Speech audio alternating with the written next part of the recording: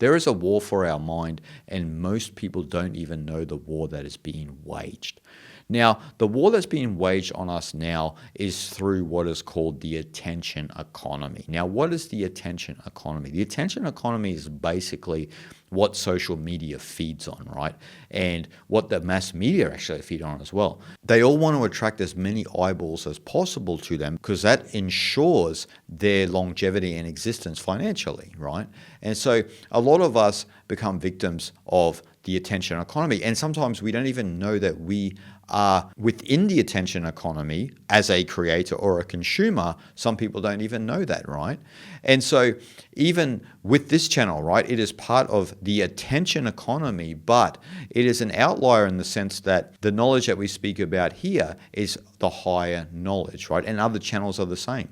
But unfortunately, 90% of content on YouTube and probably social media in general is completely unnecessary, but in saying that, that is what most people watch. And so most people are not interested in higher knowledge anymore and learning particular skills and so forth and so on. People just want entertainment. And so as a result, there is a lot of meaningless content on social media.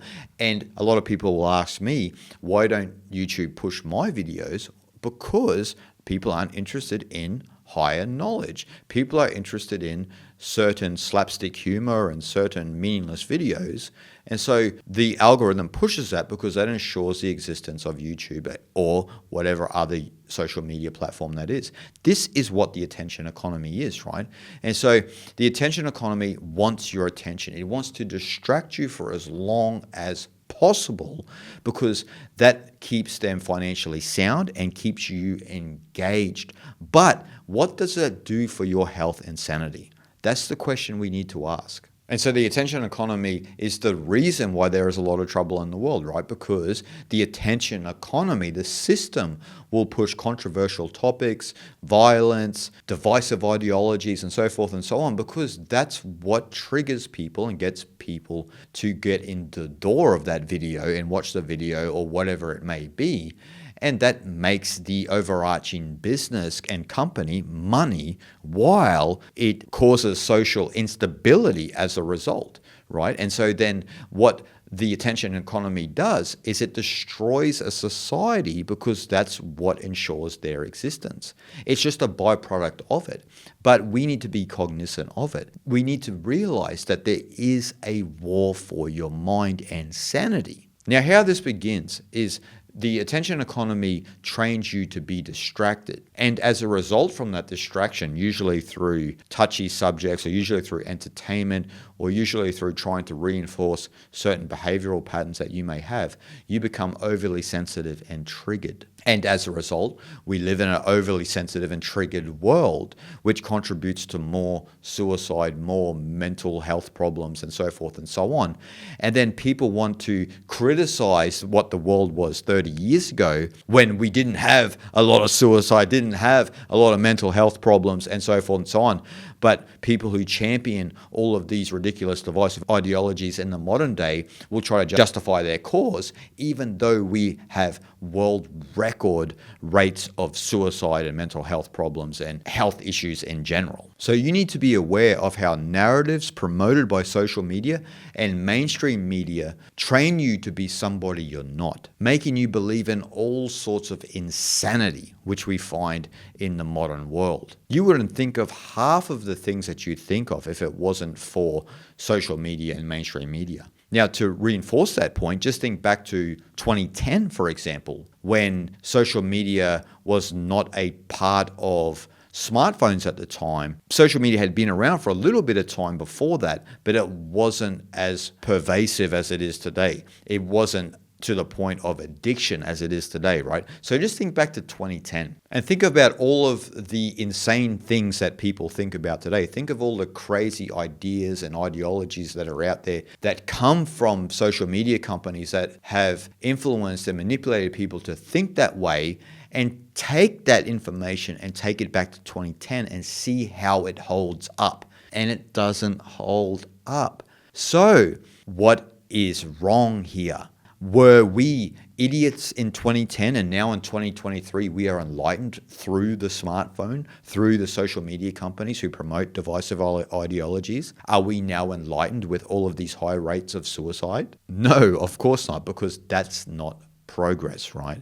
And we've all been fooled that it is progress, and it is not. Just pressure test anything from the modern day, all of these crazy ideas that society and culture are promoting, and pressure test it against past decades. Does not hold up. It will never hold up, and it will never be sane. So essentially what the attention economy does is it trains you to think dualistically and be partial all the time.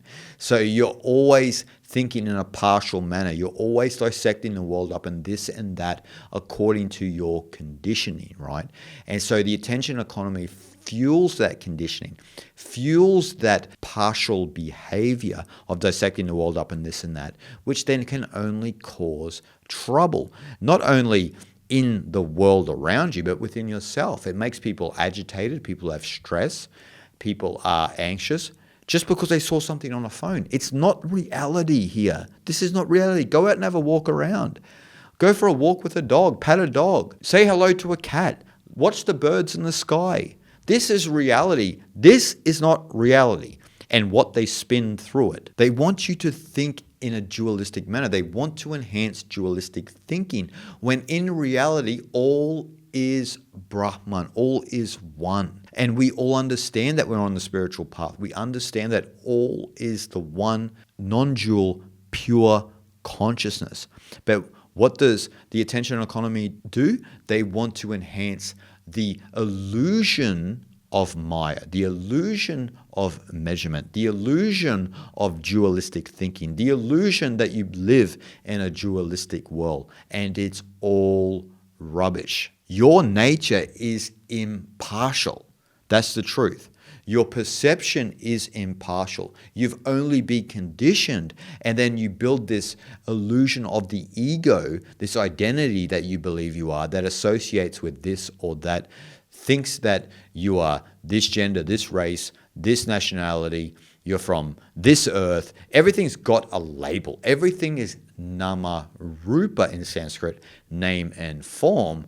And within Hinduism and Buddhism, nama rupa is something that you need to get over. And so the question for all of us is, how do we become impartial again? How can we reclaim our impartiality, our sanity, and see the nature of Brahman alone? How can we do that? To solidify this impartial mind, to bring you back in harmony with your true nature. I have 3 meditation practices, which I'll briefly go over, that bring you back into the core of existence. The first one to practice is vipassana. Now, vipassana is just the awareness of respiration, or the awareness of breath, being conscious of your breath, but making it a natural activity, not looking at your breath with the conscious mind and trying to control the breath, but being observant of it in its natural way without trying to interfere with it. That's hard to do and takes a while to develop. But the more you do it, the deeper you go in your meditation practice. And as a result, the deeper you go, you get into the sensorium. So in the sensorium, in the senses of your being, of your body, the feeling aspect of your body is where we access the subconscious. So if you're sitting at meditation and you feel the strain in your groin, for example, in that strain, they say place your awareness. So you take your awareness from the breath and you put it on that sensation you might be having in the groin or your ankle or your calf muscle or something, and you place it there. And when you place it there, you'll notice that sometimes the pain decreases. And what this does is it taps into the subconscious without even intentionally trying to do so. And the subconscious in Theravada Buddhism, which Vipassana is a practice of, is called samskaras. Now, samskaras is mental impressions and subliminal imprints that we have in our subconscious. And what this does is when you tap into that, it affects the next layer up, which is vasanas, habits and tendencies that you have that are unconscious, right? That come from the subconscious, from the storehouse consciousness at the core of your being. And so then it affects the vasanas. It burns up the vasanas. And then that affects your karma. Now, your karma is your unconscious actions and actions. So obviously, if your habits and tendencies are being transformed, that'll affect your actions, right? And so that's what this process of Vipassana does. It gets down to that deep level of the sensorium, which affects the subconscious without any intention of doing so, right? Which is absolutely fantastic. If you can practice this for at least half an hour to 45 minutes, and you'll have days where it won't work that well, but you'll have days where it will. And the longer and longer you practice, the more you begin to clean out the basement of the subconscious, so to speak. Now, the second meditation practice I highly recommend with helping with this war on your mind is Zen open awareness meditation, which is often practiced in Zazen. And this is completely different to awareness of respiration. Here, your awareness is completely open. And what you're doing is you are just becoming aware of the thoughts that are bubbling up in your mind, that are just arising. And the practice here is you're not trying to suppress or stop the thoughts. You're just trying to be consciously aware of the thoughts themselves, but without wandering with the thought. Now, this is the trick, right? So you're trying not to wander with the thought, but become aware of the thoughts themselves.